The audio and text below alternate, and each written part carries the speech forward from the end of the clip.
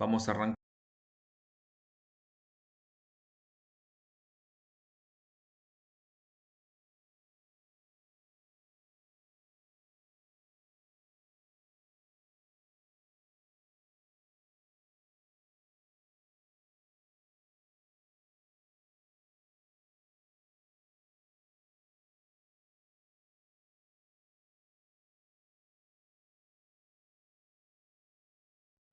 Esta es la presentación de dislipemias.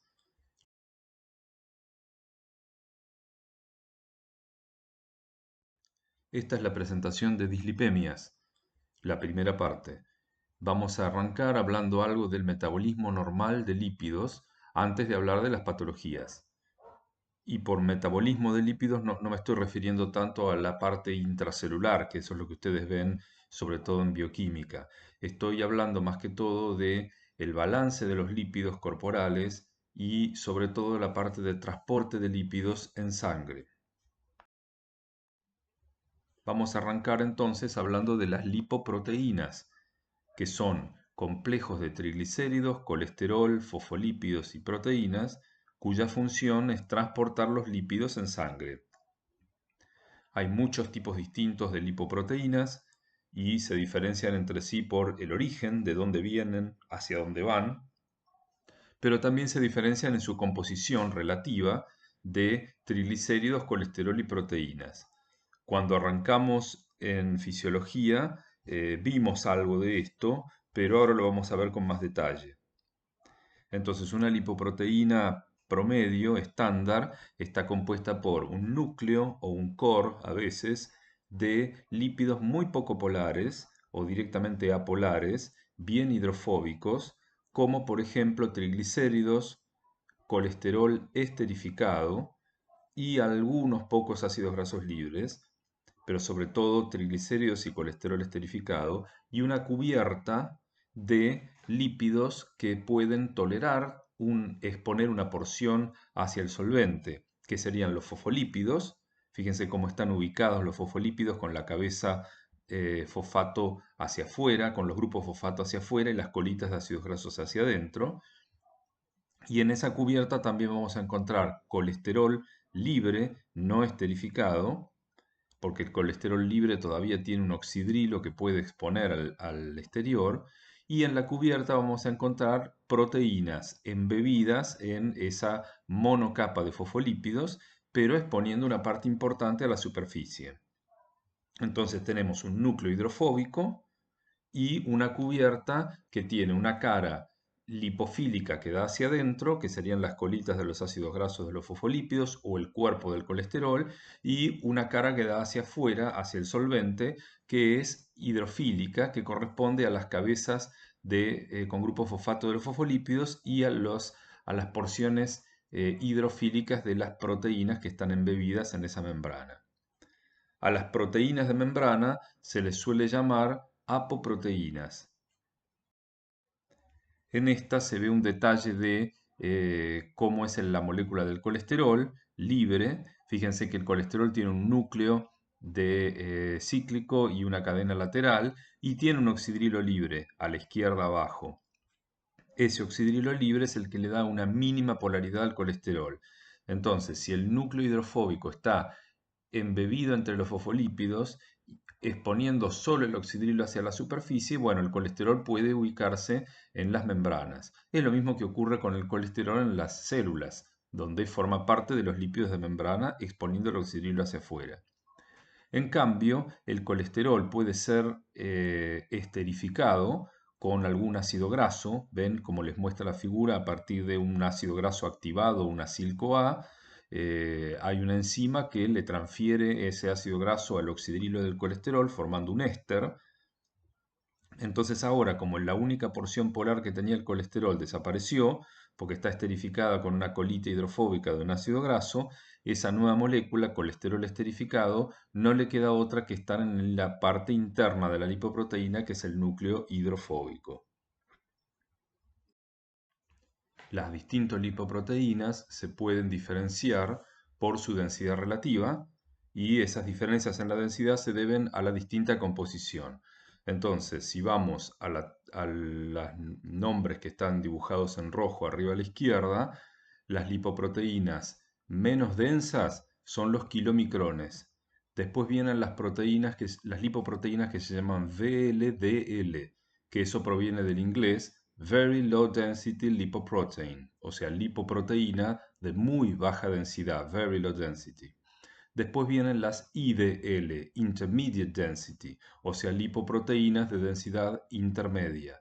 Después vienen las que se llaman Low Density Lipoproteins, o sea, lipoproteínas de baja densidad, Low Density. Y por último, saltamos directamente a las High Density Lipoproteins, lipoproteínas de alta densidad. Normalmente se usan las abreviaturas en inglés, nadie les dice de otra manera, entonces por eso es que les pongo esos nombres. Kilomicrones, VLDLs, IDLs, LDLs y HDLs. Al principio parece un poco un trabalengua, pero se van a acostumbrar muy rápidamente. A la derecha tienen un dibujito donde están esquematizados los tamaños relativos de una con respecto a la otra. Fíjense que los kilomicrones son las más grandes de todas. Y después, a medida que van subiendo la densidad, van disminuyendo el tamaño de la lipoproteína. Los cambios en la densidad sobre todo vienen de tener más o menos lípidos, más o menos proteínas. Entonces tenemos la tablita de abajo, donde les muestra en un diagrama tipo de torta la composición relativa de cada una de las lipoproteínas en lo que hace a triglicéridos, colesterol, fosfolípidos y proteínas. En el colesterol no se distingue en este caso cuánto es de colesterol libre y cuánto de colesterol esterificado, porque para lo que hace a la densidad son equivalentes. Sin ir demasiado a recordar los números, veamos algunas cosas puntuales. Por ejemplo, los kilomicrones, las primeras de la izquierda, fíjense que tienen el 90% de su composición son triglicéridos. Eso es lo que las hace muy livianas comparadas con las demás, de muy baja densidad y gran tamaño. Fíjense que tienen muy poquito colesterol, fosfolípidos y proteínas. Después vienen las VLDL, que ya tienen menos triglicéridos, pero todavía tienen bastante, y fíjense que les aumentó el contenido de colesterol al 20%. Eso las hace un poco menos densas que los kilomicrones. Perdón, un poco más densas, lo dije mal, un poco más densas que los kilomicrones, pero todavía siguen siendo lipoproteínas de baja densidad porque tienen bastante triglicérido. Después vienen las IDL, las de densidad intermedia, que ahora ya tienen cantidades más o menos parecidas de colesterol y triglicéridos y tienen bastante proteína, 15%. Entonces eso hace que tengan una densidad intermedia, porque empiezan a aparecer más proteínas que les dan más densidad y empiezan a desaparecer los triglicéridos, que eran lo que hacía que fueran menos densas. Después pasamos a las LDL, las de baja densidad, que en realidad, si vamos a la tabla, ya están siendo lipoproteínas que están en el extremo de la densidad más alta. Por más que se las catalogue como de baja densidad, están dentro de las que tienen más alta densidad. Fíjense que tienen el 50% de su componente de colesterol, muy poquito triglicérido y tienen una cantidad importante de proteínas, más o menos el 20%. Entonces eso las hace más densas que las parientes que están a la izquierda. Y por último, las HDLs, esas son las más chiquitas de todas y las más densas. Miren, triglicéridos prácticamente nada, 5%, tienen una cantidad respetable pero no tan alta de colesterol, 15%, pero lo que las hace muy densas es que más de la mitad, el 55%, son proteínas. Entonces, sin recordar los números concretos, acuérdense lo siguiente, cuanto más triglicéridos tienen, menos densas son. Cuanto más proteínas tienen, más densas son. Veámoslo hasta ahí. No les voy a pedir los números concretos de cada una.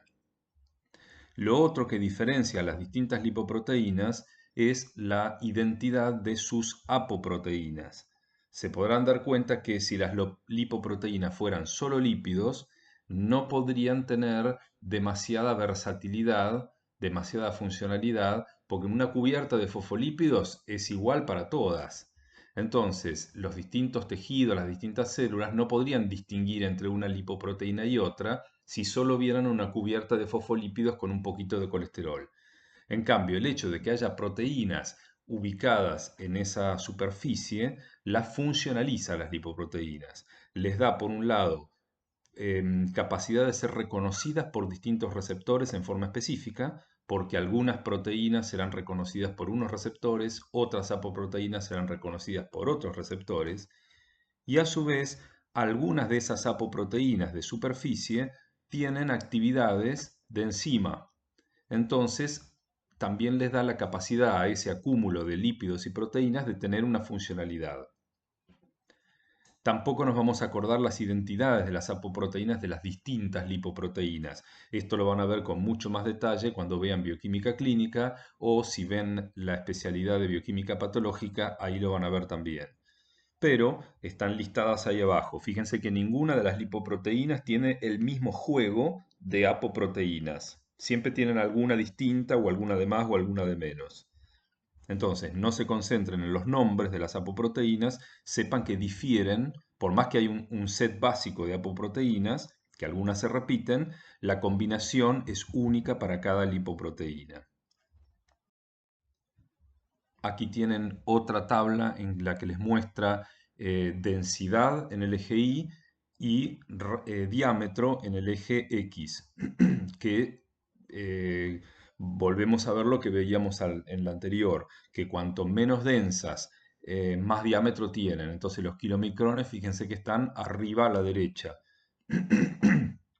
Después, si van descendiendo en esa especie de diagonal que forman las lipoproteínas, tienen las VLDL, con otras que no nombramos, que son los remanentes de kilomicrón, que te llaman a aparecer.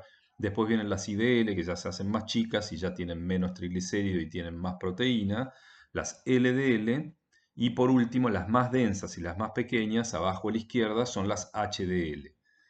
Fíjense que las HDL les muestra que no hay de un solo tipo, hay HDL2, HDL3, o sea que hay variedades dentro de cada uno de esos subtipos de lipoproteínas. No lo vamos a ver con el detalle que lo veríamos en un curso más avanzado, pero en algunos momentos van a aparecer algunas variedades. Y acá tienen como un resumen de más o menos qué cosas hace cada una de esas lipoproteínas o de dónde vienen y hacia dónde van. Todo esto lo vamos a ver con detalle en unos gráficos que van a aparecer en las diapositivas siguientes. O sea que esta tablita, esta apunte machete, les queda después como repaso. Cuando repasen y vean los gráficos de las próximas diapositivas, vuelvan a este y tienen como un mini resumen de lo mínimo que se tienen que acordar de cada una de las lipoproteínas. Acá tienen una tabla tipo de referencia con algunos datos más de cada una de las lipoproteínas. Por supuesto que no tienen que aprender estos números. Tienen arriba la densidad en gramos por centímetros cúbicos, como para que tengan una idea de los valores. El diámetro en nanómetros. Fíjense que hay un rango. Eso quiere decir que puede haber variantes. La masa en kilodaltons, cuánto tienen de porcentaje de proteínas, cuánto de fosfolípidos, cuánto de colesterol y cuánto de triglicéridos. Fíjense que también hay rangos para algunos, que no hay un valor determinado puntual, sino que pueden variar. Y abajo, cuáles son las apoproteínas principales. La tablita que yo les mostré en una de las diapositivas anteriores tenía menos variedad de apoproteínas. Acá hay un poco más, como para que si lo necesitan lo vengan a buscar. Pero de nuevo, recuerden, ustedes no se tienen que acordar de memoria qué lipoproteína tiene qué apoproteínas. Como algunas de esas apoproteínas tienen funciones muy específicas, por ejemplo, ser reconocidas por un receptor puntual o funcionar como enzimas, en los gráficos que viene, a algunas las vamos a nombrar con letras, pero nuevamente no las tienen que saber de memoria. Aquí tienen algunas características de las apoproteínas propiamente dichas. En la fila de la izquierda, la columna de la izquierda, perdón, tienen los nombres de las distintas apoproteínas. Después en la segunda columna el peso molecular. Después en la tercera columna cuál es el tipo de lipoproteínas en las que las pueden encontrar a esas apoproteínas. Y sobre todo, fíjense, la cuarta columna, quién las sintetiza a esas apoproteínas. fíjense que de la mayoría provienen del hígado. Liver es el hígado, pero hay algunas que vienen del intestino también. Son sintetizadas por enterocitos. Y a la derecha, más o menos, las funciones principales de cada una de esas apoproteínas. De nuevo, sin recordar una por una, nada más que como ejemplos, fíjense que la primera activa a una enzima, que es la lecitin-colesterol aciltransferasa. Después la B100, que es la cuarta fila, la ApoB100, esa es una de las más importantes, le permite a la lipoproteína que la tiene ser reconocida por receptores. ¿Ven? Se une al receptor de las LDL. ¿Qué más? Fíjense la D, la que es la anteúltima, es una proteína de transferencia de ésteres de colesterol. Esta apoproteína le permite a las lipoproteínas que la tienen intercambiar lípidos con otras partículas de lipoproteínas.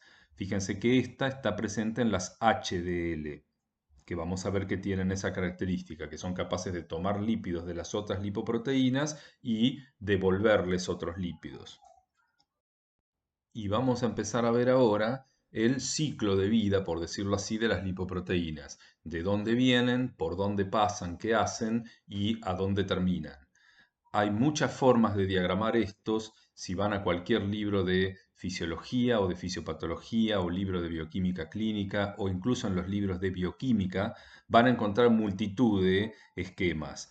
No es que haya algunos malos, algunos buenos, lo que pasa es que son muy complejos. Entonces yo me he quedado con estos que provienen de un libro de bioquímica clínica que yo usé cuando estudié, porque de todos los que vi me parecieron que fueron los más claros. No tienen a lo mejor tanto detalle como otros libros, pero me parece que para iniciarse son mejores. Entonces vamos a empezar con los kilomicrones. Si vamos arriba, a la izquierda, fíjense que hay un intestino dibujado y les dice que a ese intestino llegan los lípidos de la dieta. Esos lípidos se absorben, ahí está el número 1, que muestra la absorción, y recuerden que el intestino, cuando absorbe lípidos, no los deja salir hacia el espacio vasolateral del epitelio directamente para que entren a los capilares de la vellosidad intestinal. Ese intestino, con esos lípidos que absorbió, forma esa partícula, esa lipoproteína que se llama kilomicrón, que lo tienen arriba en la parte central del dibujo. Ese kilomicrón, que es la forma en la que se van a transportar los lípidos absorbidos del intestino, no entra a los capilares intestinales, no entra a la sangre como si entra la glucosa, los aminoácidos, las vitaminas, el agua absorbida en el intestino. Es una partícula grande que entra directamente a los linfáticos del intestino.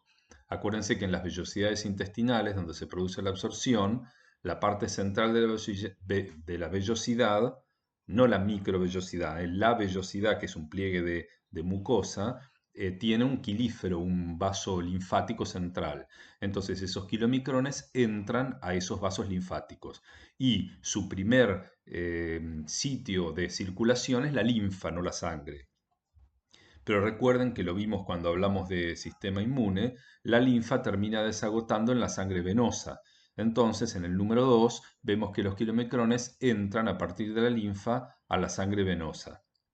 Cuando empiezan a circular por el cuerpo, van a pasar por los distintos órganos y tejidos y cuando pasan por los capilares del tejido adiposo, ahí está el número 3, se encuentran en el endotelio de esos capilares, del lado de adentro, del lado de la luz, se encuentran con una enzima que está pegada al endotelio, que se llama lipoproteín lipasa, que ya el nombre les da una idea. Lipoproteín lipasa, es una lipasa de lipoproteínas. ¿Qué hace esa lipoproteína lipasa? Hidroliza triglicéridos, o sea, separa a los ácidos grasos del glicerol. Eso está marcado como en el número 3. Fíjense que los ácidos grasos, que en el dibujito están anotados como FFA, que quiere decir Free Fatty Acids, ácidos grasos libres, esos ácidos grasos entran al tejido adiposo y son almacenados ahí después como triglicéridos. Pero lo importante es que se van de adentro de la lipoproteína. Al mismo tiempo que está ocurriendo eso, o en paralelo, fíjense el número 4, esos kilomicrones empiezan a intercambiar lípidos y proteínas, las dos cosas, con las partículas de HDL, con las otras lipoproteínas. Fíjense que las HDL están en el centro del dibujo. Y entonces del número 4 tienen que los kilomicrones le ceden algunos lípidos y algunas proteínas, ven, le ceden colesterol y le ceden triglicéridos a las HDL y algunas proteínas. Ahí está marcada cuál, que es la ApoA, pero no tienen necesidad de acordarse cuál es. Con saber que las HDL reciben a partir de los kilomicrones lípidos y proteínas ya está bien. Y fíjense que en el número 5, las HDL le devuelven ahora a los kilomicrones estos colesterol esterificado. Fíjense que ahí aparece la CETP, la Cholesterol Ester Transfer Protein, o sea, la proteína de que transfiere ésteres de colesterol. Esa proteína lo que hace es intercambiar triglicéridos por colesterol esterificado. ¿Mm? En resumen, ¿qué ocurre? Cuando el kilomicrón pasa por la circulación, pierde ácidos grasos hacia el tejido adiposo e intercambia lípidos y proteínas con las HDL. Todo esto hace que la composición del kilomicrón cambie.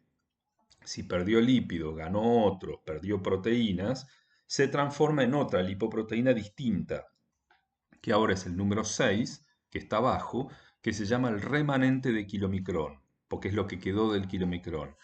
Aunque no se acuerden con precisión los porcentajes, fíjense que arriba el kilomicrón tenía casi el 90% de triglicéridos, que es la parte del gráfico de tortas que está con ese color lila. En cambio, abajo el remanente de kilomicrón ya le queda un poco menos de la mitad en porcentaje de triglicéridos. Ganó un montón de colesterol. Ese colesterol que subió su porcentaje proviene en parte de las HDL que se lo cedieron a cambio de triglicéridos. Ese remanente de kilomicrón, vamos al número 7, tiene receptores en los hepatocitos, en el hígado. Entonces, ahí es captado por esos receptores, es endocitado y es degradado adentro del hepatocito y libera todos los lípidos que trajo adentro del hepatocito. De esa manera es que los lípidos de la dieta terminan entrando al hígado. ¿Por qué es importante saber que los kilomicrones pasan primero por la linfa y después por la sangre? Porque si los componentes absorbidos de la dieta, cuando entran a los capilares en las vellosidades intestinales, esos capilares drenan a vénulas, que drenan a venas, que terminan formando la vena porta, con otras venas que vienen de otros órganos. Y la sangre que entra por la vena porta entra directamente al hígado. Entonces, si esos kilomicrones no hubieran entrado a la linfa, hubieran pasado en su primera vuelta por el hígado. Y con gran probabilidad, bueno, esto no lo sabemos porque es fisiología alternativa, ¿no? Pero con gran probabilidad hubieran sido captados por el hígado. En cambio, pasando por la linfa y entrando a la sangre venosa, más allá de la circulación del hígado, tienen la oportunidad de pasar por el corazón derecho, pasar por los pulmones y cuando entran a la aorta distribuirse por el resto del cuerpo, pasando por el tejido adiposo antes de entrar al hígado. Y en esta vamos a ver a las otras lipoproteínas, a las VLDL, a las IDL y a las LDL. El esquema van a ver cuando lo terminemos de recorrer que tiene similitudes con el anterior. La primera gran diferencia de este es que el comienzo, el número 1, no viene del intestino como los kilomicrones. Las VLDL, que son las que están arriba de todo, son sintetizadas por el hígado, son sintetizadas por los hepatocitos. O sea que los lípidos que transportan las VLDL no son lípidos recién absorbidos del intestino, sino que son lípidos que vienen del hígado. Sí, es cierto que los lípidos que vienen del hígado, que el hepatocito empaqueta para formar las VLDL, pueden ser lípidos propios de síntesis propia del hepatocito, o sea que el hepatocito haya tomado acetil-CoA y le haya empezado a alargar hasta hacer ácidos grasos, que haya tomado acetil-CoA y haya sintetizado colesterol o un fosfolípido, o pueden ser ácidos grasos o colesterol que trajeron los remanentes de kilomicrones que finalmente provinieron del intestino. Pero no importa, una vez que los lípidos entraron al hepatocito, el hepatocito los considera propios. Entonces, los lípidos de la VLDL se dice que son lípidos endógenos, son lípidos que vienen del hígado. Por eso es que la ruta anterior, la de los kilomicrones, se suele llamar la ruta exógena, porque los lípidos se originan desde afuera. En cambio, esta se suele llamar la ruta endógena, porque los lípidos provienen del hígado. Bien, volvamos al esquema. Entonces, las VLDL salen del hígado. Fíjense que también tienen un contenido muy alto en triglicéridos, pero no tan alto como el de los kilomicrones. Llevan una cantidad significativamente más grande de colesterol que los kilomicrones. Y otra población de apoproteínas. De nuevo, no tienen que saber los números ni las letras, pero son distintas a las del kilomicrón. Entonces, estas VLDL salen a la sangre. Estas no pasan por linfa porque directamente el hepatocito las secreta hacia la sangre de los sinusoides y de los sinusoides sale por las venas hepáticas a la vena cava y bueno, y se va al resto del cuerpo. Circulan por sangre y lo mismo que le ocurre a los kilomicrones cuando pasan por los capilares del tejido adiposo o también en este caso del músculo esquelético, se van a encontrar en el endotelio de esos capilares con la misma enzima de hoy, la lipoproteína lipasa. Esa lipoproteína lipasa hace lo mismo que hizo antes, degrada, hidroliza triglicéridos de las VLDL, liberando ácidos grasos y glicerol. Los ácidos grasos son captados por el adipocito si estamos en el adiposo o por la fibra del músculo esquelético si estamos en el músculo. Una nota, esa lipoproteína lipasa está pegada al endotelio, pero en realidad la sintetiza el adipocito. El adipocito la sintetiza, la libera y el capilar la toma de ese medio extracelular y la ubica en el endotelio. O sea que es una enzima que si bien está en el endotelio, proviene de las células que están afuera de los vasos sanguíneos. Bien, fíjense que igual que lo que ocurría hoy, mientras a la VLDL le estamos sacando ácidos grasos con la lipoproteína lipasa, hace un intercambio de lípidos y de proteínas con las HDL, igual que hoy. No importa que se acuerden el nombre de las proteínas ni la cantidad de lípidos, pero igual que hoy, la VLDL cede colesterol y cede triglicéridos y algunas proteínas hacia las HDL y las HDL le devuelven colesterol esterificado. En el número 4 ven que ahí intercambia esa CETP que está pegada a la HDL, es una proteína que permite intercambiar triglicéridos por colesterol esterificado, perdón, colesterol esterificado. Entonces, igual que lo que ocurría hoy, las VLDL ya no son VLDL, porque perdieron ácidos grasos hacia el adiposo o al músculo, perdieron lípidos y proteínas hacia las HDL y ganaron colesterol. Entonces ahora se transforman en las que se llaman las IDL, las lipoproteínas de densidad intermedia. ¿Por qué les aumentó la densidad? Y porque bajaron los triglicéridos, subió el colesterol. Fíjense que el pedazo de la torta que está en azul, que es el colesterol, subió en proporción y bajó el de los triglicéridos. Estas IDL del número 5 viajan al hígado. Y fíjense dónde está el número 6 en el hígado. Una parte de estas IDL son captadas por los hepatocitos y otra parte es transformada en LDL. Ahora, en lipoproteínas de baja densidad. El hepatocito tiene una enzima, el que está ahí al ladito del número 6 a la izquierda, que se llama lipasa hepática, que es análoga a la lipoproteína lipasa, y entonces le hidroliza algunos lípidos de esa partícula IDL y la transforma en otra partícula nueva que se llama LDL, que es la que tienen en el número 7 abajo, la lipoproteína de baja densidad. Se llaman de baja densidad, pero tienen más densidad que las IDL, que a su vez tienen más densidad que las VLDL. De nuevo hagamos el mismo razonamiento que hoy. ¿Por qué las LDL tienen más densidad? Porque tienen todavía menos triglicéridos. Fíjense que el pedacito de torta que eran triglicéridos se achicó más todavía y creció más la porción de torta que es colesterol y colesterol esterificado. Eso hace que sean de más densidad. O sea que podemos resumirlo. El origen de las VLDL es el hígado, así como el origen de los kilomicrones era el intestino. El origen de las IDL en realidad surgen a partir de las VLDL en la circulación periférica. Y el origen de las LDL vuelve a ser el hígado a partir de las IDLs. Acá lo tienen con un poquito más de detalle esto que ocurre a nivel del hígado, como para no confundir los receptores, las enzimas. Entonces, repetimos más o menos con los mismos números de antes. Del hígado, en el número 1 salen las VLDL, que circulan por sangre. El número 2, que cuando llegan al adiposo o al músculo se encuentran con la lipoproteína lipasa, que es el número 3, pierden triglicéridos, intercambian lípidos con las HDL, que no están dibujadas, se transforman en las IDL, que es el número 4. Y ahora sí lo que me interesaba de esta figura.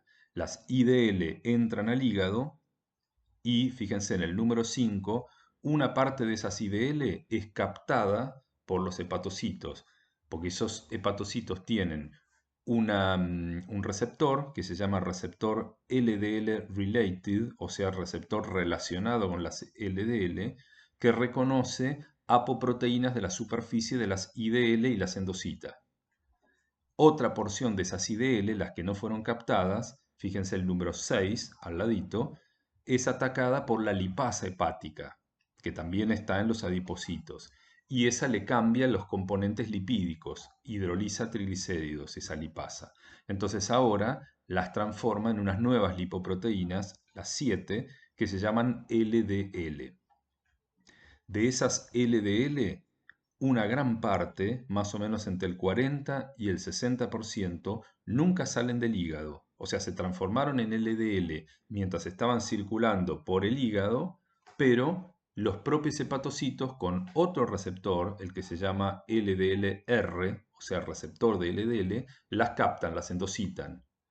Y lo que quedó, o sea, entre el 60 y el 40%, según lo que captó el hígado, sale del hepatocito, perdón, sale del hígado y va hacia los tejidos extrahepáticos. Entonces, origen de las LDL, el hígado. Una parte, más o menos la mitad, o a veces un poco menos o la mitad, se quedan en el hígado, nunca salen, y el resto sale a la periferia. Acá les muestra cómo el hígado sintetiza las VLDL. Fíjense que si las lipoproteínas tienen componente lipídico y tienen componente de proteínas, bueno, tiene que haber primero síntesis de las apoproteínas a nivel del retículo endoplasmico rugoso. Y después los lípidos son aportados por el hepatocito y las VLDL son ensambladas adentro del hepatocito dentro de vesículas. Esas están mostradas en la parte central del dibujo. Ven que dice vesícula secretora y esos redondelitos, color más violeta, son las VLDL. Y esas vesículas de VLDL migran a la superficie del hepatocito y son liberadas por exocitosis. Las VLDL son muy grandes como para pasar directamente a través de la membrana por difusión.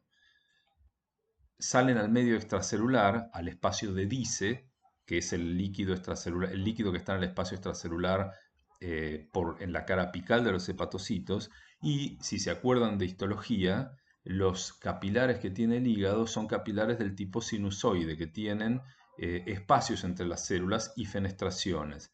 Entonces, por más que las VLDL sean muy grandes, fácilmente pueden atravesar la pared del capilar y entrar a la sangre.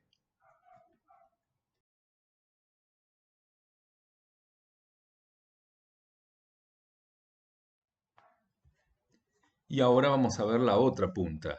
Las LDL, que las tienen dibujadas arriba en la parte derecha del dibujo. Fíjense que es como un rombo rosado con el que representa las proteínas y el colesterol que está como unas bochitas rojas. La tienen ahí. Esa LDL es captada por las células a través de la interacción con receptores específicos. Fíjense que esa célula, que podría ser un hepatocito o una célula de un tejido extrahepático que usa ese colesterol, tiene en la superficie receptores para las LDL, que son esas estructuras en color verde. Cuando esos receptores reconocen la ApoB100, que es la apoproteína específica, no específica, que está en las LDL, porque también está en otras, cuando reconocen a la ApoB100, son captadas esas lipoproteínas, son endocitadas, les muestra ahí la vesícula de endocitosis, y dentro de las células son degradadas a sus componentes. Ahí estamos más o menos en la parte central derecha de la figura, donde les muestra que el endosoma se junta con un lisosoma, se degrada toda esa partícula enorme y se separan los componentes, aminoácidos por un lado, lípidos por el otro. Los receptores, fíjense que se reciclan a la membrana, no se pierden, de manera de que la endocitosis internalizó receptores, pero después por exocitosis vuelven a la membrana. Lo que interesa ahora es que esta célula tiene un montón de colesterol, que es ese acúmulo de pelotitas rojas que está en la parte central inferior derecha, digámosle, de la diapositiva, ¿ven? Que está en el citoplasma. ¿Qué ocurre con ese colesterol? Y puede usarse para sintetizar sustancias, por ejemplo, hormonas esteroides, puede ir a la membrana, o si es el hepatocito, se puede usar para sintetizar ácidos y sales biliares, que después lo veremos en otra presentación, o se puede almacenar en forma de ésteres de colesterol en vesículas dentro de la célula. Recuerden que si estamos hablando del hígado, y también puede ocurrir en células que no sean hepatocitos, se puede sintetizar colesterol a partir de acetil-CoA. Entonces, ahí tienen la cajita que dice síntesis de colesterol con la primera enzima que es la HMG-CoA reductasa. Entonces, a partir de acetil-CoA se puede sintetizar colesterol. Ahora, según la cantidad de colesterol que esta célula reciba al endocitar las LDL, será la cantidad que sintetice. Fíjense que el propio colesterol, el hecho de que haya abundancia de colesterol, que lo tienen en la parte central inferior de la figura, eso inhibe a la enzima que sintetiza colesterol. Entonces, de esta manera, el propio colesterol regula su síntesis. Si hay abundante entrada de LDLs y entonces hay abundante colesterol tomado a partir de la sangre por esta célula, va a disminuir su síntesis endógena, la síntesis propia. Y al revés, si baja la cantidad tomada por la sangre, va a aumentar, porque se va a desinhibir la enzima, va a aumentar la síntesis endógena. Fíjense que la abundancia de colesterol también inhibe, y van a la parte izquierda de la figura, la síntesis del receptor. Toda la parte izquierda de la figura corresponde a la síntesis de los receptores que van migrando a través del retículo endoplásmico rugoso, después el Golgi y van llegando a la membrana. Esa síntesis de receptor se inhibe a nivel de la expresión genética por la abundancia de colesterol. Entonces, de esa manera, las células que han captado bastante colesterol, que no necesitan captar tanto más, bajan su población de receptores y de esa manera disminuyen la captación de nuevas LDLs. Y al revés, cuando a la célula le baja el pool de colesterol que tiene, empieza a sintetizar más y empieza a expresar más receptores para captar más colesterol desde afuera. En promedio, las células extrahepáticas, las que sintetizan hormonas esteroides, por ejemplo, el 80% del colesterol que usan para lo que necesiten lo traen de afuera, lo importan de las LDL. Y la síntesis propia de la célula es bastante baja. Acá se ve una micrografía electrónica donde se han marcado las partículas de LDL, que se ven como esos puntitos negros bien densos en la parte central de la figura. Esas LDL son reconocidas por receptores y son endocitadas. Los receptores acá no se ven, pero se ve la vesícula endocitótica. Primero se ve como una cavitación, como una invaginación en la membrana, y en la de la derecha se ve la vesícula endocitada. O sea, con esto demuestran que las LDL realmente son endocitadas, que no entran por transporte a través de la membrana, sino que entran por un transporte tipo vesicular.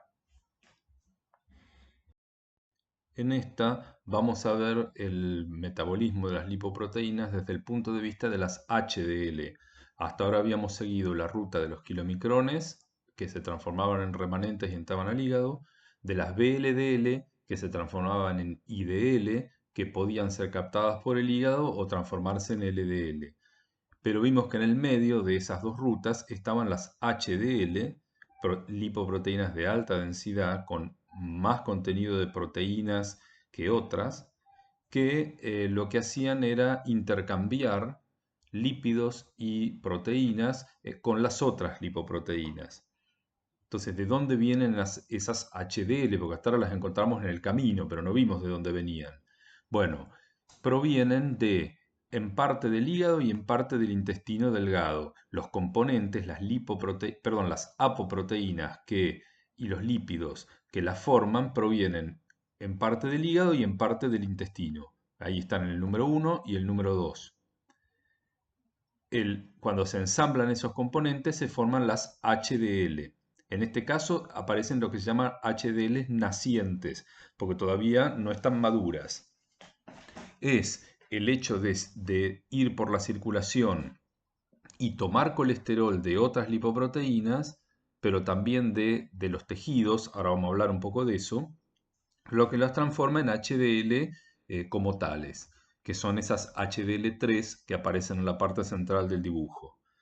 Y ahí esas son las que se dedican a intercambiar lípidos con las otras lipoproteínas y, por ejemplo, devolverles en el número 4 colesterol esterificado. Fíjense cómo es el proceso. Miren, del lado donde está el número 3, el origen de ese colesterol que entró ahí proviene de los kilomicrones o de las VLDL. ¿Mm? Cuando esas partículas pierden colesterol y siguen de largo, siguen la flecha vertical verde hacia abajo, en el punto número 5 reciben colesterol esterificado a partir de las HDL. Entonces eso las transforma en remanentes de kilomicrón si venían de kilomicrones o en IDLs si venían de VLDLs.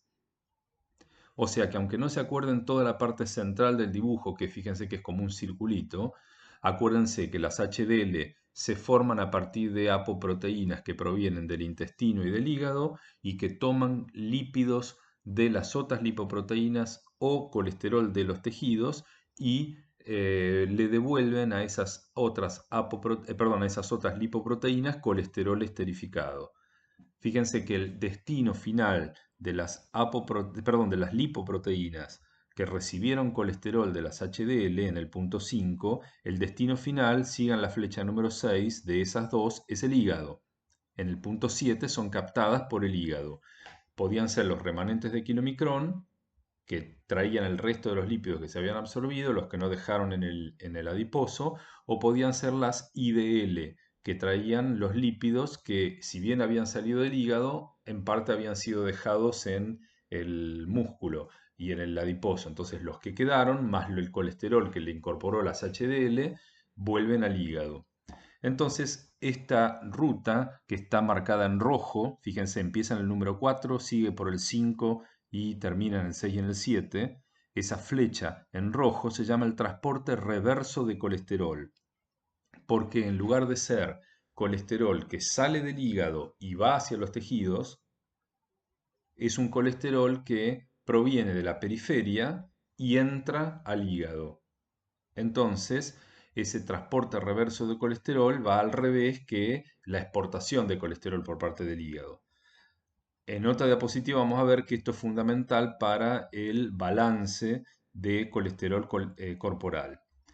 El hecho de que las HDL sean las responsables de que aparezca esta ruta de transporte reverso que envía colesterol desde la sangre, porque las HDL están en la sangre, hacia el hígado, es lo que les da el nombre a las HDL de colesterol bueno. ¿Mm? ¿Por qué las HDL son buenas? Porque toman colesterol de otras lipoproteínas o de células que se estén muriendo o de células que liberen colesterol, ese es el que se llamaba colesterol tisular, que está en el número 3, toman colesterol de diversas fuentes y lo montan, lo empaquetan en partículas que van hacia el hígado. ¿Por qué me interesa que el colesterol entre al hígado? Porque si se fijan, el colesterol que entra al hígado tiene la chance de ser excretado hacia la bilis. Vamos a ver en otra diapositiva, pero lo podemos adelantar acá. Los mamíferos tenemos el problema metabólico de que podemos sintetizar colesterol a partir de acetil-CoA. que es una molécula muy pequeñita. Pero no podemos degradar el colesterol, no podemos romperlo al colesterol para degradarlo hasta dióxido de carbono y agua, como podríamos hacer con un lípido tipo un ácido graso que se puede oxidar hasta dióxido de carbono y agua. Entonces, como los mamíferos no podemos destruir el colesterol, dependemos de mecanismos de excreción de colesterol para que el colesterol se vaya del cuerpo. Y el mecanismo principal de excreción de colesterol que tenemos es la bilis. Entonces, colesterol que entra al hígado tiene la chance de ser excretado a través de la bilis al intestino y de ahí irse por materia fecal. Entonces, por eso es importante esta ruta de transporte reverso de colesterol y eso es lo que las hace buenas a las HDL, porque son las que permiten que el colesterol que anda circulando tenga la chance de ir a ser excretado hacia la materia fecal. ¿Cuáles son las malas? Porque así como hay un colesterol bueno, que es el de las HDL, hay un colesterol malo. Ese es el colesterol de las LDLs, porque las LDLs se formaban en el hígado y si salían del hígado, porque recuerden que una parte las capta el hepatocito, si salían del hígado, el único destino final que tienen las LDL es ser captadas por otros tejidos que no son el hígado. Entonces es un colesterol que ya no tiene capacidad de volver al hígado para ser excretado. Entonces es captado por otros tejidos o, en el caso patológico, como vamos a ver en la otra parte de la presentación, puede depositarse en las paredes de los vasos sanguíneos y causar lesiones que se llaman ateromas. Por eso entonces al colesterol de las LDL se le ha puesto el sobrenombre de colesterol malo, porque es el que puede generar patologías si llega a estar en exceso, porque es un colesterol que necesitamos para el funcionamiento normal del cuerpo. Entonces, lo que hace que el colesterol sea bueno o malo no es la identidad de la molécula. Lo que hace que sea bueno o sea malo es quién lo está transportando. Si lo transportan las HDL es bueno porque tiene la posibilidad todavía de ir a parar al hígado y ser excretado. Si lo transportan las LDL ya perdió esa posibilidad y va a ser terminar en algún tejido o, en el eventual caso de una patología, depositado en la pared de un vaso sanguíneo. Ustedes no tienen que acordarse todas las vicisitudes de esta diapositiva de las HDL. Recuerden lo central, que toman colesterol de los tejidos y de otras lipoproteínas y lo transfieren hacia partículas que van hacia el hígado. Lo tienen macheteado a la derecha. Fíjense que tienen otras funciones protectoras también, se pasan de buenas. ¿Qué otra cosa hacen bien las HDL? Impiden que los lípidos de las LDL se oxiden, inhiben la oxidación de las LDL. Después vamos a ver que si las LDL tienen lípidos oxidados, ya no son reconocidas por los receptores y están condenadas a circular por los vasos sanguíneos hasta que eventualmente se depositan en la pared del vaso formando un ateroma. Entonces, el hecho de inhibir la oxidación es bueno. También reducen la inhibición de la síntesis endotelial de óxido nítrico producida por lipoproteínas que estén oxidadas. Y el óxido nítrico, acuérdense que es un vasodilatador, o sea que protege al aparato cardiovascular y a su vez inhibe la agregación plaquetaria. Y por último, las HDL reducen la expresión de moléculas de adhesión en el endotelio. Entonces disminuyen la posibilidad de que, por ejemplo, los leucocitos o las plaquetas se adhieran al endotelio y salgan del vaso los leucocitos o formen un trombo las plaquetas. Si vamos ahora a ver al hígado, en cómo, qué hace el hígado con el colesterol, parte ya lo estuvimos viendo en las diapositivas anteriores, pero en esta el tema central es el hígado. Fíjense que el hígado puede tomar colesterol de los remanentes de kilomicrón que lo traen finalmente del intestino, ese es el punto 1, o lo puede sintetizar a partir de acetil-CoA, ese es el punto 2. O sea que el colesterol que vino al hígado puede haber provenido de los kilomicrones, puede haber provenido de síntesis endógena, el punto 2, o también, fíjense, el punto 3 y el punto 4, que están a la derecha arriba, puede provenir de las partículas de IDL o de las LDL que el hepatocito capte.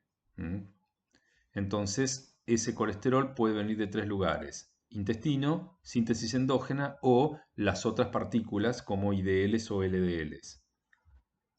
¿hacia dónde se va ese colesterol? Porque dijimos que no lo podemos degradar. Bueno, el hígado lo puede empaquetar en el número 5 formando VLDLs y enviarlo hacia los tejidos, o bien lo puede excretar hacia materia fecal a través de la bilis. Entonces, en el punto número 6, el colesterol es excretado hacia la bilis en forma de colesterol libre o esterificado, o el colesterol puede ser transformado primero a ácidos biliares por el hepatocito, que después vamos a verlos cuando veamos hígado, y excretado en el número 7 también hacia la bilis. O sea que el destino del colesterol para salir del cuerpo es ir a parar a la bilis y que la bilis lo lleve al intestino y de ahí eventualmente a materia fecal. Todo esto tiene que estar perfectamente balanceado, porque si alguno de estos pasos se desbalancea, nos va a aumentar la cantidad de colesterol en el organismo. Entonces, normalmente todo esto debe estar equilibrado. Lo que entra con lo que se sintetiza tiene que ser equivalente a lo que sale hacia materia fecal. Esta resume un poco lo que hablamos en la anterior del balance corporal de colesterol.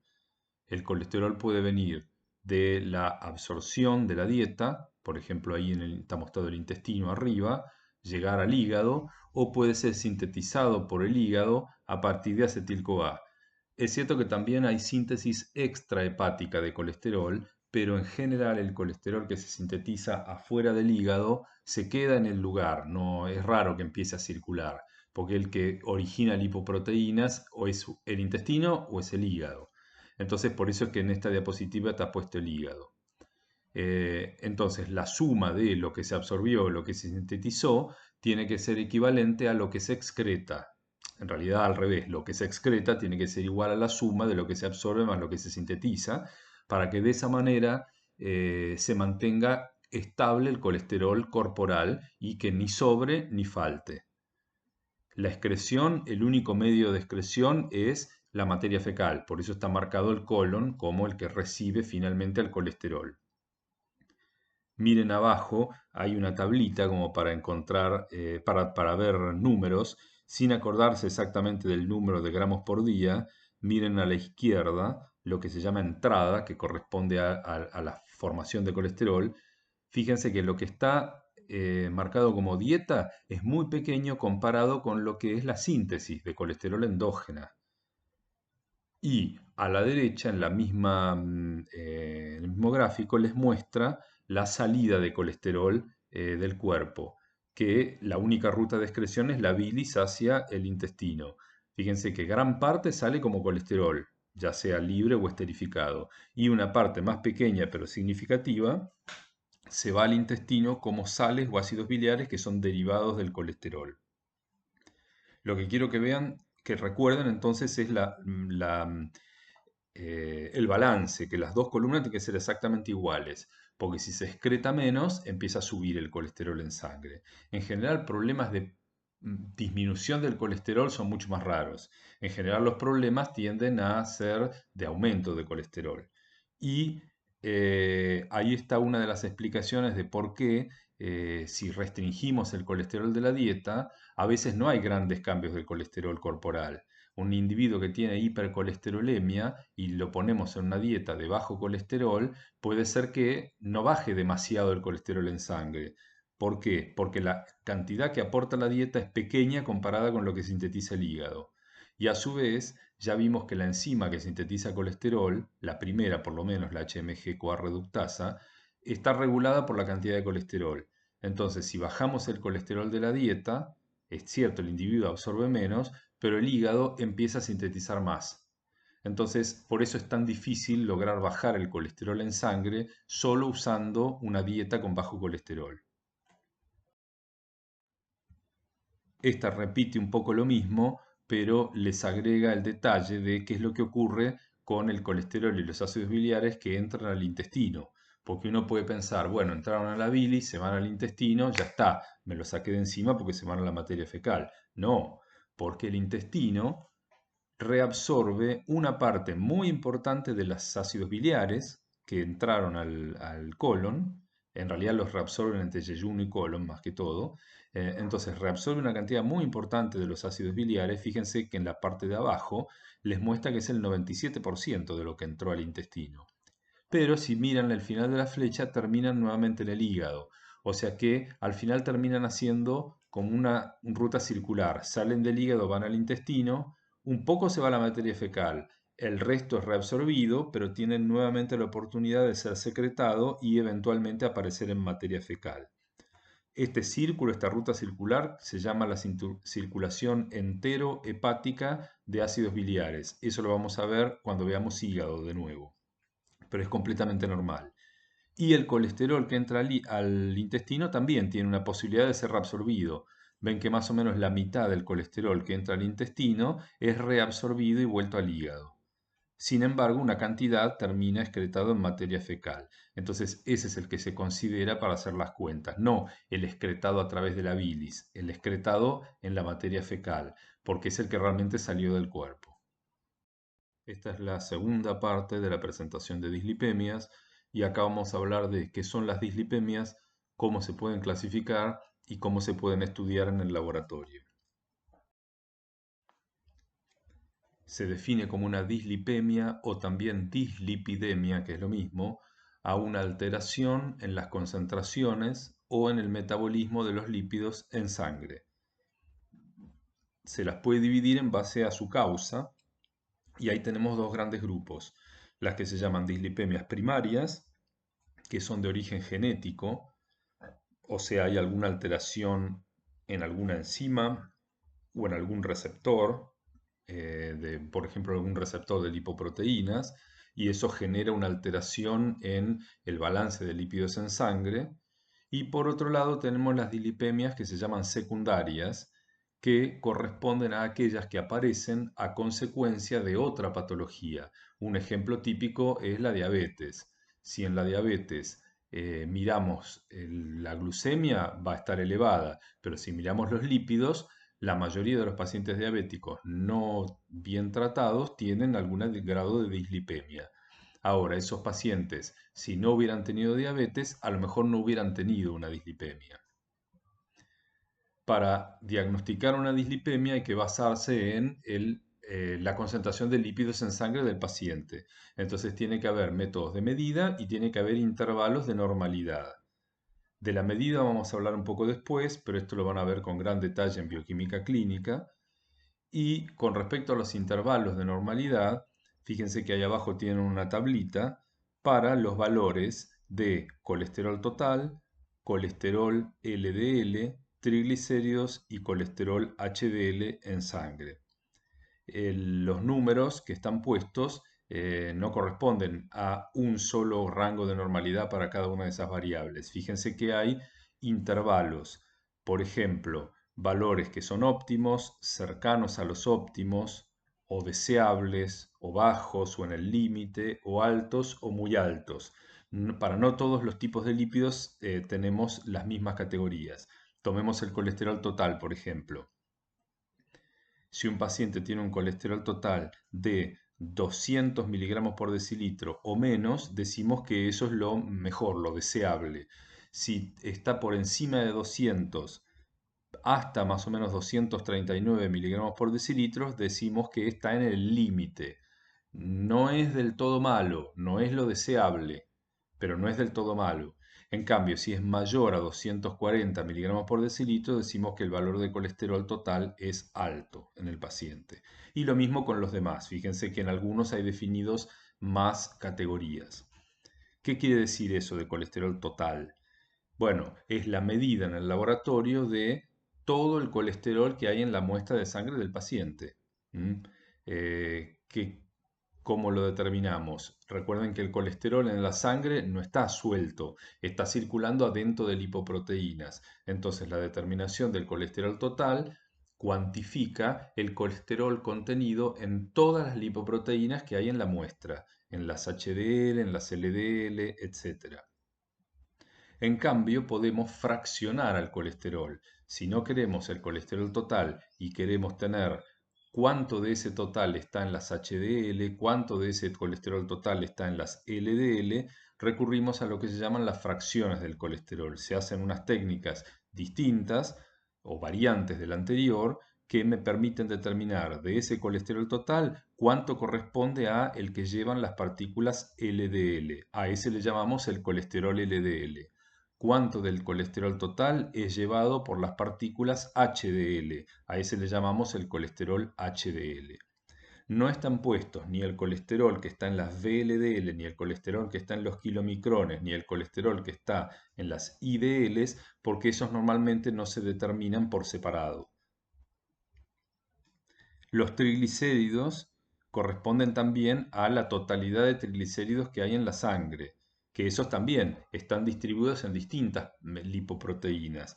Pero acá es más fácil porque las lipoproteínas que en ayunas tienen más concentración de triglicéridos son las VLDL, porque en ayunas, que es cuando nosotros recibimos al paciente en el laboratorio, ya no debería haber kilomicrones circulantes. Los kilomicrones tienen una vida media corta porque después de comer son formados en el intestino, empiezan a circular, captan lípidos el tejido adiposo y terminan los remanentes en el hígado.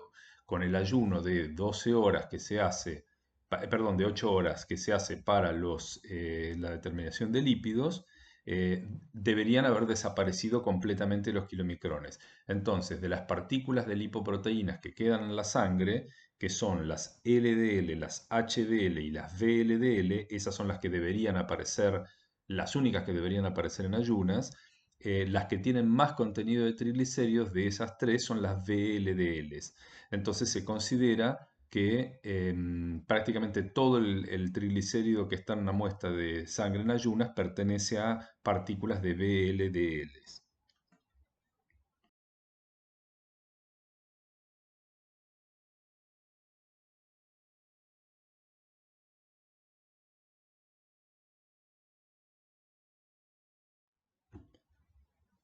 Entonces, ¿cómo se determinan estos lípidos? Bueno, hay algunas determinaciones que se llaman de rutina, que decir que se hacen en cualquier laboratorio de análisis clínicos, y algunas determinaciones más complejas o menos frecuentes que en general solo se hacen para estudios de tipo de investigación. Por ejemplo, si yo quiero definir exactamente qué valor de colesterol tiene una población, una muestra de una población de un cierto país o de un cierto distrito o lo que sea, o quiero hacer estudios muy detallados del metabolismo de lipoproteínas, por ejemplo, en un modelo de animales experimentales o lo que sea.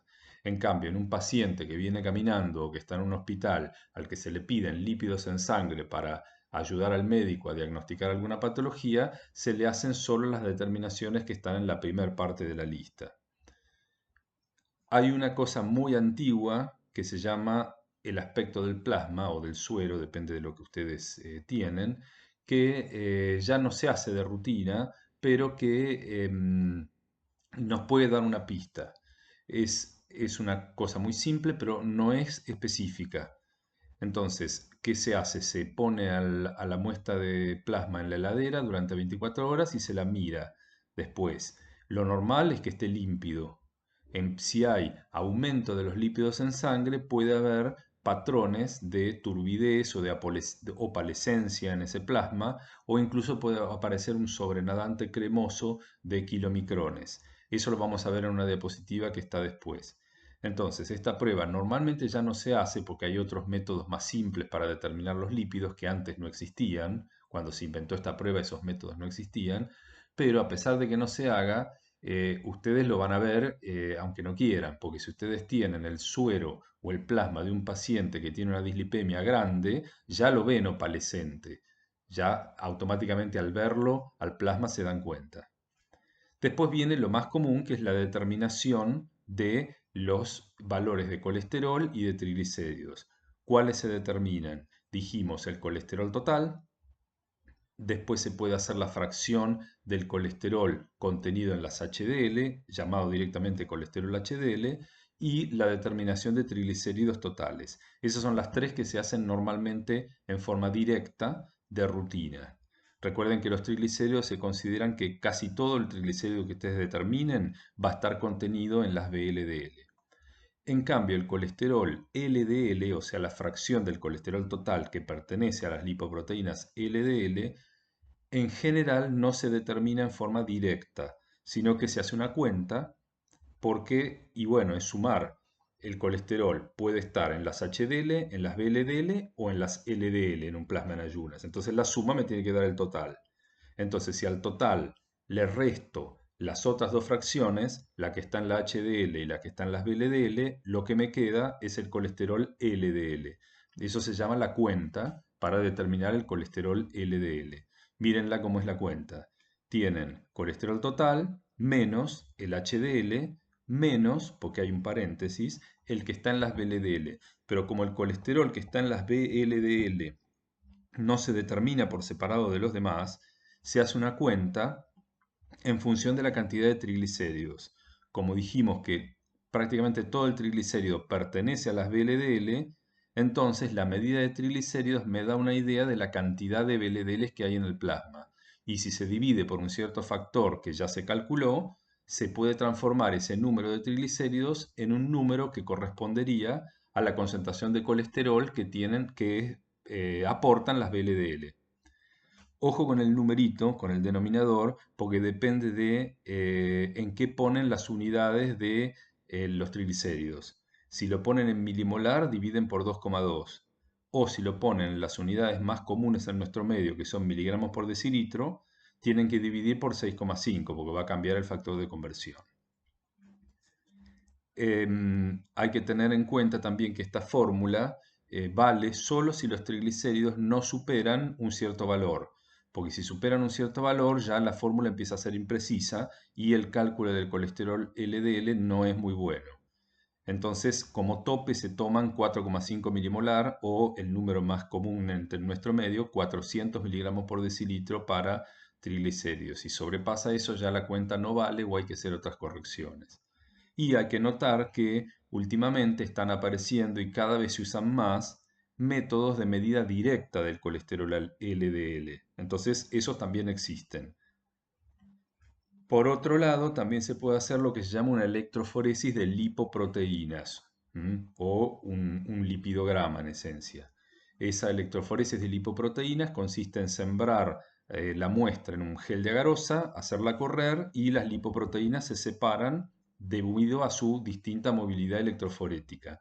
Antes eso era muy común, ahora se está dejando de lado, por lo menos en el medio de anglosajón, que es la fuente de la mayoría de los libros que nosotros usamos.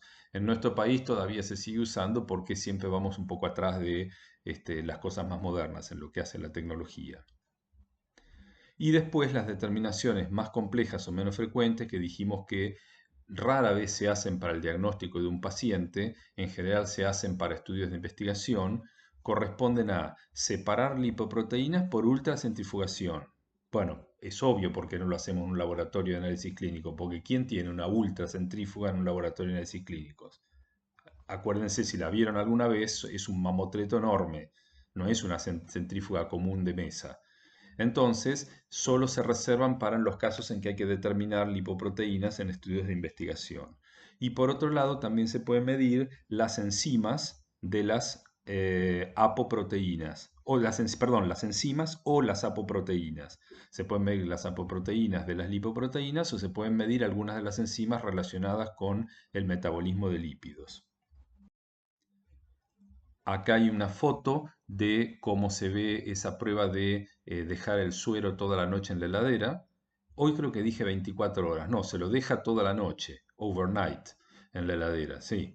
Entonces se lo deja en la heladera y lo normal, si la concentración de lípidos en sangre está dentro de los valores normales, es que al otro día el suero se vea límpido completamente, como está del lado izquierdo, el que dice normal. Fíjense que se ve amarillento. Recuerden que el suero o el plasma tienen un color ligeramente amarillento, en parte por la bilirrubina.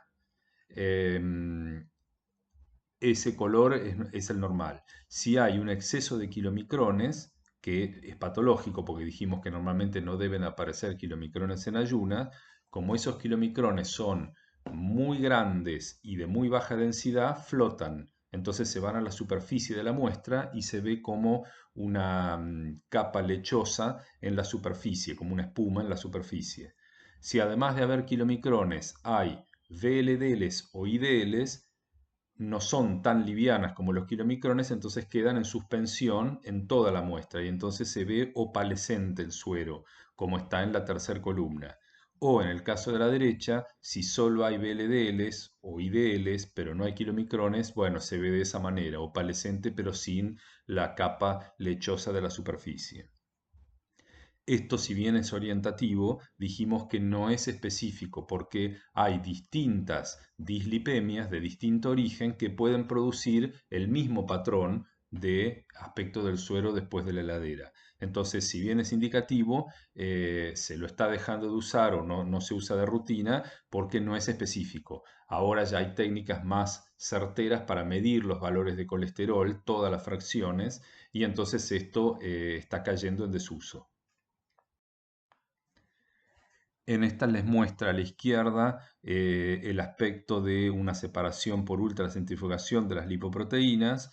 De ahí es donde vienen los nombres, en función de de en qué banda de densidad, cuando hacen una ultracentrifugación en gradiente de densidad, en qué banda de densidad migra cada una de las lipoproteínas, es que reciben los nombres. Ven, los kilomicrones quedan más arriba, son las menos densas, después vienen las VLDL de muy baja densidad, después vienen el número 3 las LDL de baja densidad y la banda de más abajo, la que se va más al fondo del tubo, son las lipoproteínas de alta densidad. Ahí está puesta más o menos la densidad relativa, una con respecto a la otra, pero recuerden que esto no lo tienen que saber. Y a la derecha tienen una tira de un gel de agarosa donde hicieron una electroforesis de lipoproteínas. Fíjense que la muestra está sembrada en el origen arriba y como en este caso es una muestra de un paciente sano, no aparecen kilomicrones. Si hubiera kilomicrones, se quedan cerca del origen. Se vería una banda cerca del origen. Después la primera banda hacia abajo se llaman las beta lipoproteínas, que corresponden a las LDL y aparte de las IDL. Después hacia abajo viene la próxima banda que se llaman las pre-beta, que son las IDL y las VLDL, o sea, una parte de las IDL y las VLDL. Y la banda de más abajo son las alfa lipoproteínas que corresponden a las HDL. Entonces, esta separación les puede dar una idea semi-cuantitativa, si hacen una densitometría después, de las concentraciones de las distintas lipoproteínas. Y en esta tabla hay algunos factores que hay que tener en cuenta porque pueden influenciar el valor de lípidos en sangre. Entonces, lo primero y lo más importante a tener en cuenta desde el laboratorio bioquímico es el ayuno. Hay que hacer un ayuno de 12 horas. No me acuerdo en alguna diapositiva anterior qué números dije, pero si me equivoqué y dije 8, está mal. Son 12 horas de ayuno que hay que hacer. Y a su vez hay que recomendarle al paciente que la noche anterior de ir al laboratorio tampoco coma una comida demasiado rica en lípidos, que haga una dieta normal y que respete las 12 horas de ayuno. Más de 12 horas tampoco es bueno porque empiezan a ponerse en juego hormonas que tienen que ver con el ayuno que pueden elevar la concentración de algunos lípidos. Entonces lo ideal son las 12 horas. Y después hay que tener en cuenta factores generales, por ejemplo, el sexo del paciente. Es normal que el intervalo de colesterol HDL sea más alto en la mujer, los valores de colesterol HDL sean más altos en la mujer que en el varón, y es normal que los triglicéridos sean más bajos en la mujer que en el varón. Esas son diferencias debidas a las hormonas. O sea que idealmente habría que tener un intervalo para varones y un intervalo para mujeres. La otra es la edad. A medida que nos vamos poniendo más grandes, va subiendo la proporción normal de esos lípidos en sangre. No es lo mismo un chico de 15 años que una persona de 50, 60 años. Eso entonces también hay que tenerlo en cuenta al nivel de interpretar los resultados. La otra cuestión es la actividad física. Normalmente, si el individuo hace actividad física, mejora el patrón de lípidos en sangre, sube el valor del colesterol HDL, que es el bueno, baja el valor del colesterol LDL, que es el malo, y baja los triglicéridos. Después vamos a volver a por qué algunos son buenos, por qué algunos son malos, y entonces qué quieren decir los números. Y después vienen consideraciones a tener en cuenta de o el estilo de vida o la contextura del paciente. Hasta acá se podrían considerar modificaciones dentro de la normalidad. Lo que viene después tiene que ver con ya dislipemias. Por ejemplo, la obesidad del paciente. Y si hay obesidad, es común que tenga una dislipemia. Por ejemplo, que tenga los triglicéridos elevados y el colesterol HDL disminuido. Si el paciente tiene un consumo abundante de alcohol, no un consumo tipo social moderado, un consumo abundante, eso le va a aumentar los triglicéridos sobre todo. O si está tomando algún fármaco.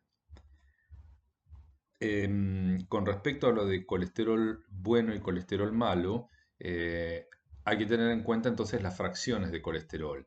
Por ejemplo, un individuo que tiene un cierto valor de colesterol total, si tiene el valor de HDL alto y el valor de LDL es bajo, para la misma suma total, es mejor que un individuo que tiene el mismo valor de colesterol total, pero tiene proporcionalmente más colesterol LDL y menos colesterol HDL. Hay una cuenta que se puede hacer que se llama el riesgo aterogénico, que tiene en cuenta, o riesgo cardiovascular, que tiene en cuenta eso, no solo el valor total de colesterol, sino cómo se distribuyen las fracciones HDL y LDL. Entonces hay que tener cuidado al hacer comparaciones. Hay que comparar todos los números, no solo el valor del colesterol total. Y cuando arrancamos con las dislipemias o dislipidemias, dijimos que podía haber de dos tipos, primarias y secundarias. Las primarias son de origen genético, o sea, el paciente tiene algún gen que lo condiciona a padecer esa dislipemia, o las que se llaman secundarias a otras causas, o sea, el paciente tiene otra patología que le produce una dislipemia. Las de origen genético son menos frecuentes. La mayoría de las veces los pacientes que tienen dislipemia tienen alguna dislipemia secundaria. Ahora volvemos a las genéticas. De las dislipemias secundarias, las causas más comunes son la obesidad, la diabetes, el hipotiroidismo, el alcoholismo y otras más. Pero con esas cuatro más o menos ya cubrimos la mayoría de los pacientes. Después va a haber una tabla que hable de eso. En cambio, las de origen genético, que son menos frecuentes, se deben a veces mutaciones en genes que determinan proteínas encargadas del balance de los lípidos, o a veces, aunque no sean mutaciones, de la presencia de genes que condicionan, en realidad de alelos de genes, que condicionan a que el paciente tenga niveles altos de lípidos en sangre. De eso vamos a hablar un poco después. Aquí hay una tablita arriba de algunas dislipemias primarias de las que se conoce la base genética, porque hay muchas veces en donde no se conoce cuáles son los genes implicados. Entonces, fíjense que la tablita está organizada en función del patrón de la electroforesis de las lipoproteínas del paciente. Eso no lo vimos, los patrones 1, 2A, 2B. Eso déjenlo para bioquímica clínica. Miren más que todo la segunda columna que dice clases de lipoproteínas que se elevan. Entonces fíjense que en algunas dislipemias se elevan los kilomicrones, en otras se elevan las LDL, en otras las VLDL, etc. Tampoco tienen que acordarse toda la información de esta tabla, pero podemos ver algunos ejemplos bastante obvios.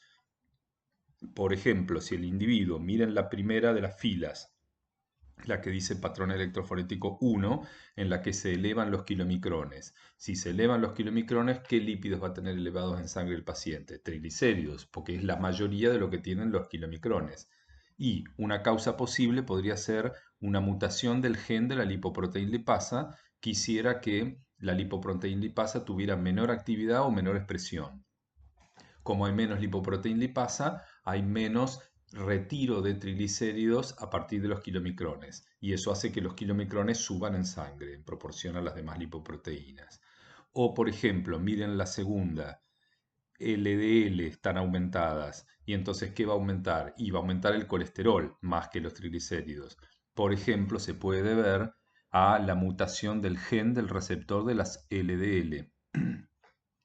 Esta y la que sigue corresponden a uno de los ejemplos típicos de dislipemias primarias que se llama la la hipercolesterolemia familiar, que la vamos a ver ahora en otra diapositiva. O fíjense más abajo, en la última, la que aumentan las VLDL y los kilomicrones. Se aumentan ese dos tipos de partículas y van a aumentar los triglicéridos, pero también va a aumentar el colesterol, porque las VLDL tienen triglicéridos, pero también tienen bastante colesterol comparado con los kilomicrones. Por ejemplo, se pueden deber ese último patrón a la mutación del gen de una apoproteína, que es la C2, que bueno, es una de las encargadas del metabolismo normal de esas partículas. O sea, la idea es que en algunas de las dislipoproteinemias suben algunos de los lípidos y en otras suben otros de los lípidos. Entonces, por eso hay distintos patrones definidos. Y de algunas se conoce cuál es la base genética, quién es el gen que está mutado que genera una alteración.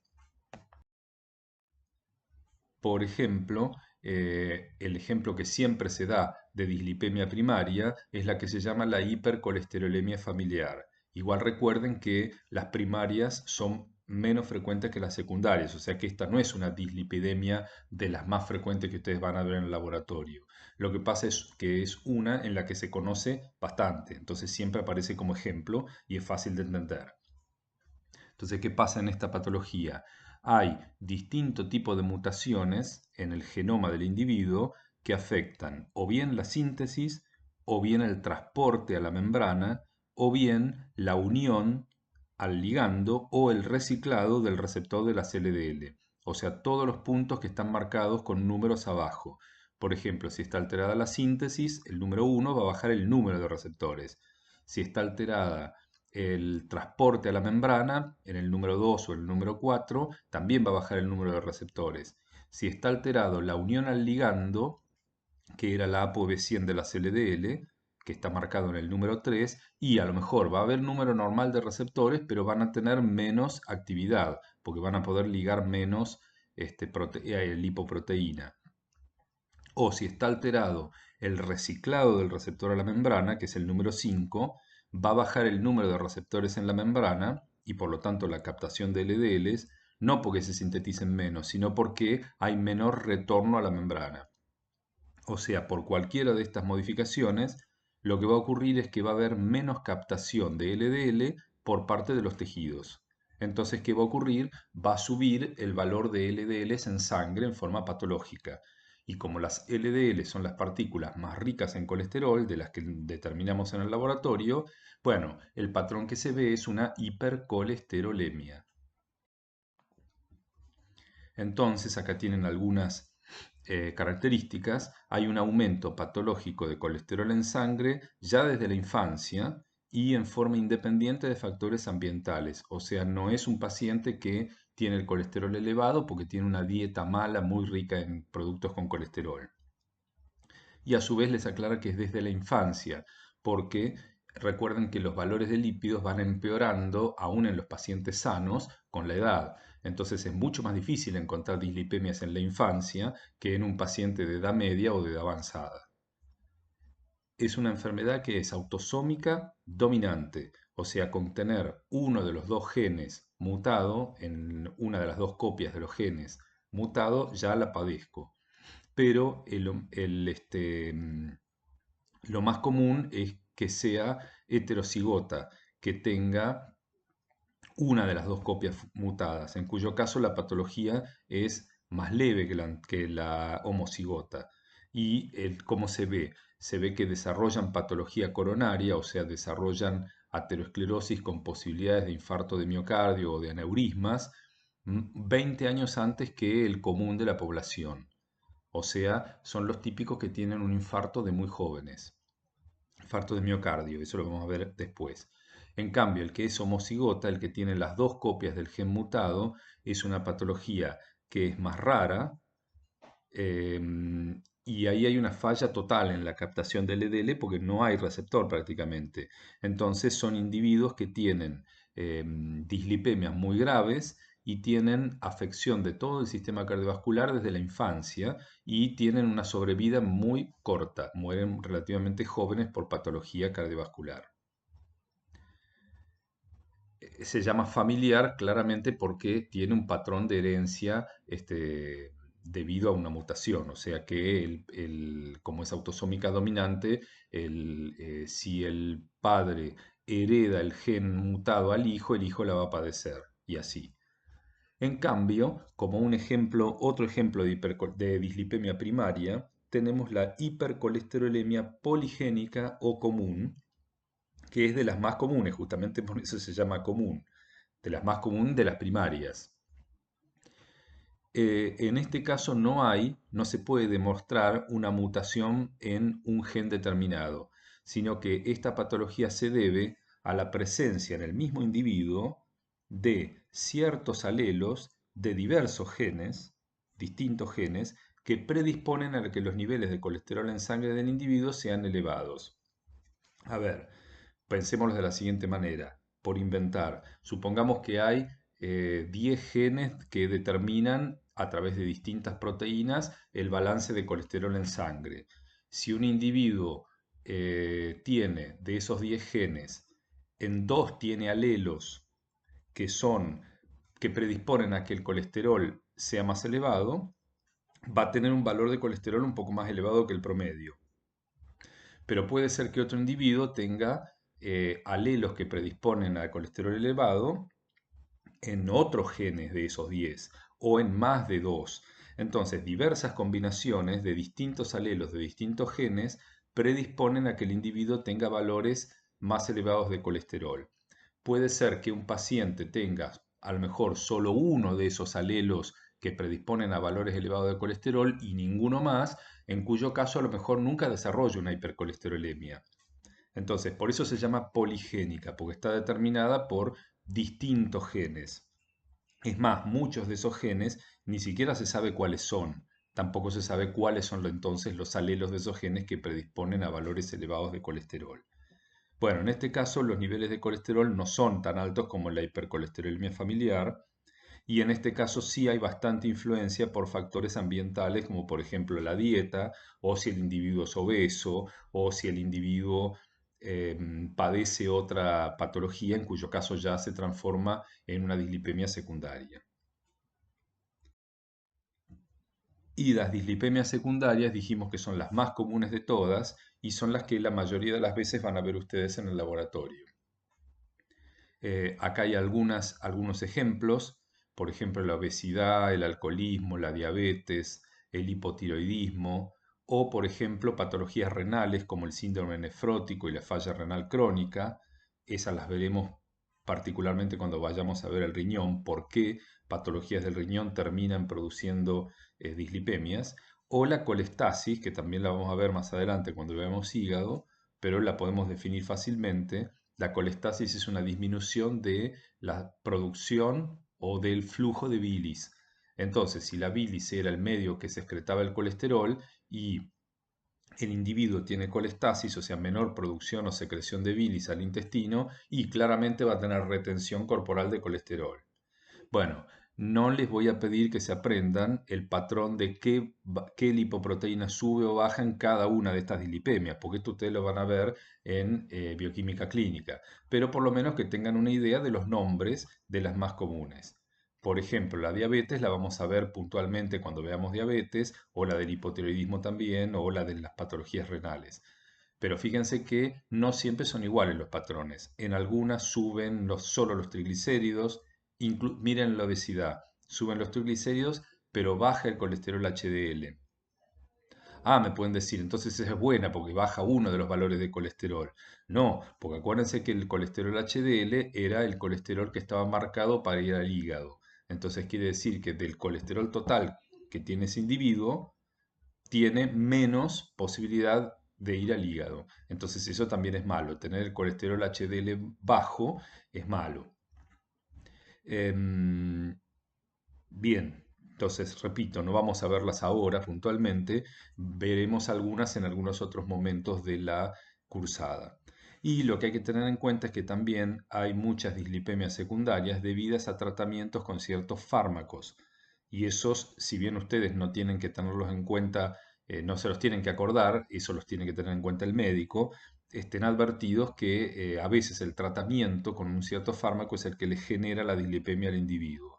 Entonces ahí tienen algunos ejemplos, ven algunos de los tipos de diuréticos, algunos beta bloqueantes, que son fármacos para la hipertensión, o corticosteroides, que son los corticoides, o algunas drogas inmunosupresoras, etcétera.